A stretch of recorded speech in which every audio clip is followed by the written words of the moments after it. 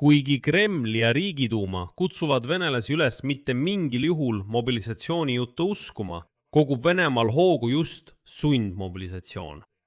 Udmurtias, Krasnodari krais, Arhangelski oblastis, Juudi autonoomses oblastis ja Burjatias on registreeritud uusi juhtumeid, kus mehi on kinni peetud ja seejärel saadetud sõtta Ukraina vastu. Uue mobilisatsioonilaine kuulujuttude taustal otsivad venelased üha aktiivsemalt võimalusi oma riigist lahkuda.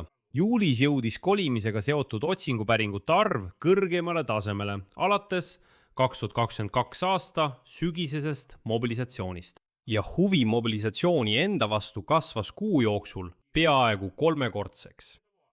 Lisaks võtavad venelased massiliselt oma hoiuseid Venemaa pankadest välja sularahas. Nad kardavad, et need võivad sõja rahastamiseks konfiskeerida. Aga vahetult enne 18. augustit sõitis Gruusiasse ühe ööpäevaga koguni 20 000 venelast.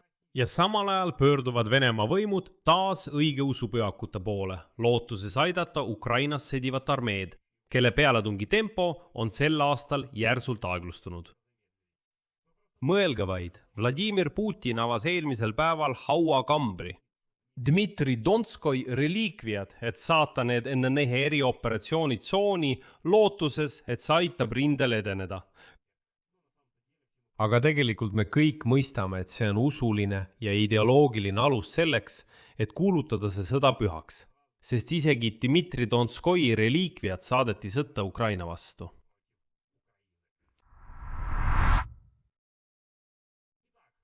Nii et Venemaal kogub praegu hoogu sunniviisiline mobilisatsioon. Udmurtias on viimase nädala jooksul registreeritud uusi juhtumeid, kus mehi on kinni peetud ja seejärel saadetud sõtta Ukraina vastu. Krasnodari krais, Arhangelski oblastis, Juudi autonoomses oblastis ja Burjatias. Sellest teatab Venemaa projekt nimega IDTelesom, mis aitab Venemaa sõjaväe kohustuslastel sõda vältida. Nagu projekt teatas, said inimõiguste kaitsjad ajavahemikus 10. kuni 18. augustini kokku 14 avalikku pöördumist kannatanute sugulastelt. Mehi viidi ära tänavalt, töölt ja pärast politsei poolt kinnipidamist.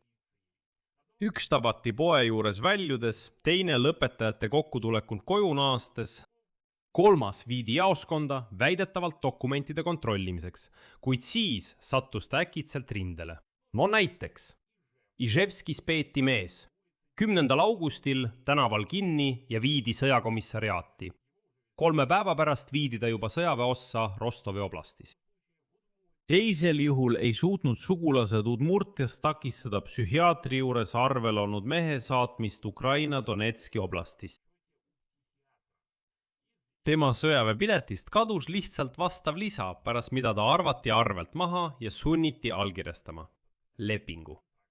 Novorossijskis projekti andmetel kinni peetud peksti politseijaoskonnas ja tema õe sõnul. Talle sokutati narkootikume ning seejärel pakuti valida kuni 20-aastase vangistusega kriminaalasja ja sõtta saatmise vahel. Lõpuks kirjutas ta alla lepingule ja viidi sõjaväeossa.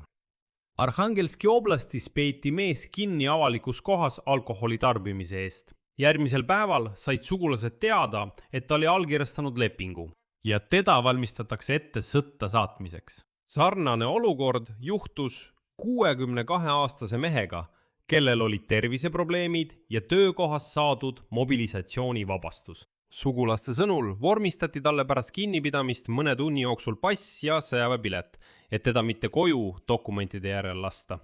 Ja kuhu ta viidi? Krimmi. Seal saadetakse ta samuti sõtta. Sunniviisiline mobilisatsioon jätkub ka Omskis. Inimõiguste kaitsjad teatasid vähemalt 2 uuest juhtumist. Üks mees viidi otse töölt ära ja teda hoiti jaoskonnas. Lõpuks, sugulaste sõnul, kirjutasid politseinikud tema eest lepingu alla. Teise peatas poe juures tsiviilriietes inimesed, väites, et kontrollivad narkootikumide suhtes. Pärast seda saadeti ta arstliku komisjoni. Mees väitis, et ta ei ole lepingut allkirjastanud, kuid teda viidi ikkagi piirkonnast minema mingisse sõjaväeossa. Varem teatati sunniviisilisest mobilisatsioonist Pensas ja Uljanovskis. Ja nüüd soovitab projekt Minge metsa. kinnipeetud venelaste sugulastel võimalikult kiiresti välja selgitada nende asukoht ja kontrollida nende poolt allkirjastatud dokumente. Projekt soovitab samuti fikseerida kinnipidamise asjaolud, töötajate nimed, kõned ja kirjavahetuse ning pöörduda abi saamiseks enne inimese saatmist teise piirkonda või sõjaväeossa. Ja ka siin. Tuletan meelde, et Ukraina president Volodymyr Zelenski rääkis 27. juulil Sky Newsile antud intervjuus, et Ukraina luure sai andmeid selle kohta, et illegitiimne Venemaa president Vladimir Putin valmistab ette mobilisatsiooni ja soovib selle läbi viia juba sügisel pärast Riigiduuma valimisi. Tema andmetel loodab Vladimir Putin täiendada armeed 300 kuni 500 000 uue ajateenijaga.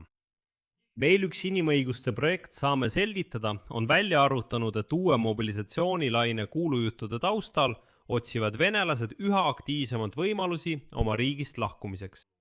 Juulis jõudis kolimise kohta tehtud otsingupäringute arv kõrgeimale tasemele alates 2022 aasta sügise mobilisatsioonist. Ja huvi mobilisatsiooni enda vastu kasvas kuu jooksul peaaegu 3 korda. Juulis sisestasid venelased Yandexisse päringu kolimine rohkem kui 800 000 korda, võrreldes 700 000 korraga juunis. See on kõrgeim näitaja alates Venemaa esimese mobilisatsioonilaine ajast aastal 2022. Päringute arv sõnaga lahkuda kasvas umbes 1,3 miljonini kuus. Veelgi järsemalt kasvas huvi võimaliku mobilisatsiooni vastu. Eriti juulis sisestasid venelased päringu mobilisatsioon peaaegu 3,5 miljonit korda, võrreldes juuni peaaegu 1,3 miljoniga. See tähendab, et kasv oli 166%. See on kõrgeim näitaja alates 2023 aasta jaanuarist. Samal ajal hakkasid venelased aktiivsemalt otsima võimalusi kiireks lahkumiseks ilma viisa vormistamiseta. Sest nagu me teame, on venelasel nüüd praktiliselt võimatu viisat saada, kuna seda takistavad juba Venemaa enda võimud. Nii et viisavabade lahkumisvõimaluste otsingute arv kasvas kuu jooksul 27% ja päringud lahkumiseks ilma viisata kasvasid 80%. Jällegi, see viimane näitaja on olnud rekordiline vähemalt alates 2023 aasta algusest. On märkimisväärne, et kasvab ka huvi piletite vastu Gruusiasse. Juulis sisestati vastav päring umbes 22 000 korda. See on rohkem kui 2 korda sagedamini kui aasta alguses. Eile teatas Venemaa föderaalne tolliteenistus rekordilisest reisijate voolust läbi Verni-Larsi piiripunkti Gruusia piiril.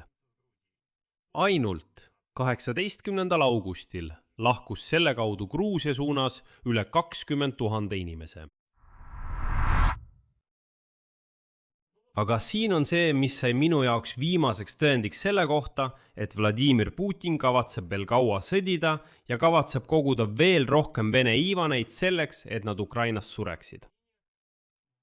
Parimaks tõendiks oli järgmine uudis. Vene võimud pöörduvad taas õigeusu pühakute poole, lootuses aidata Ukrainas sõdivat okupatsiooniarmeed, kelle pealetungi tempo on sel aastal järsult aeglustunud. Ja vabandust, aga see näeb isegi natuke õõvastav välja. Neljapäeval, 20. augustil, Venemaa president Vladimir Putin pidas palvuse Kremli Arhangelski katedraalis, kus 2 päeva varem Venemaa õigeusu kiriku teatel leiti seal Dmitri Donskoi säilmed, vana vene vürsti, kes 1380 aastal võitis Mamai hordi väe Kulikovo lahinguväljal, nagu väidab Vene õigeusu kirik. Kremli pressitiinistuse avaldatud kaadritel hoiab Vladimir Putin altari juures küünalt. Teeb ristimärki palvuse ajal, mis on pühendatud, tsiteerin, võidukale sõjaväele, Vene riigile ja presidendile. Ja seejärel vaatab üle 2 avatud hauakambrit jäänustega. Ja nüüd Dmitri Donskoi säilmete imelise leidmise kohta, kes kanoniseeriti 1988. Aastal teatas Vene õigeusu kirik 18. augustil. Väidetavalt võeti Arhangelski katedraalis põrand üles ja juhuslikult, täiesti juhuslikult sattuti seal tellistest hauakambritele. Pärast mida avanes nende silme ees Dmitri Donskoi säilmed. ja nii pakkus Vene õigeusu kirik kohe välja, et osa säilmetest saadetakse sõjalise erioperatsiooni tsooni ehk siis okupeeritud Ukraina aladele. Ja nüüd toetab seda juba Vladimir Putin. Ta toetas seda ideed, öeldes, et tõepoolest las pühad Dmitri Donskoi säilmed saadetakse pühale sõjale. Ja nende järel lähevad sõtta ka ajupestud Vene Ivannid. On ilmselge, et nad tõid need säilmed välja just selleks, et anda sellele sõjale mingit pühaduse hõngu. Ja nüüd kinnitavad isegi Venemaa eksperdid, et lugu säilmetega polnud sugugi spontaanne. Selleks valmistuti üsna kaua. Nii ajaloolased kui ka Vene õigeusu kirik teadsid väga hästi, kus Dmitri Donskoi on maetud. Piisas vaid haua avamisest. Mingit erilist leidmist, nagu nad ütlesid, et leiti püha Dmitri Donskoi säilmed, ei olnud. Täielik jama. Kõik teadsid väga hästi, kus see on. Aga just nüüd otsustati seda kasutada vahetult enne võimaliku mobilisatsiooni väljakuulutamist, selleks, et usu abil Vene ivaneid surema õhutada. See on omamoodi ideoloogiline müstikaüritus, mis peaks tõstma venelaste vaimu. Aga sõbrad, kui võimud kasutavad selliseid meetodeid, tähendab see, et nad valmistavad midagi hirmsat ette. Ja nagu ma juba ütlesin, näeb see üsna õõvastav välja, kui nad tõid välja Dmitri Donskoi säilmed ja nüüd ütlevad, et need lähevad erioperatsioonile. Me kindlasti võidame. On selgelt näha, et nad valmistuvad millekski. Siin ma panen 3 punkti. Kirjutage oma arvamus ja järeldused selle video kommentaaridesse. Tellige kanal, vajutage kellukesele ja ärge unustage laiki panna. Sellega on kõik. Hoolitsege enda eest. Kõike head.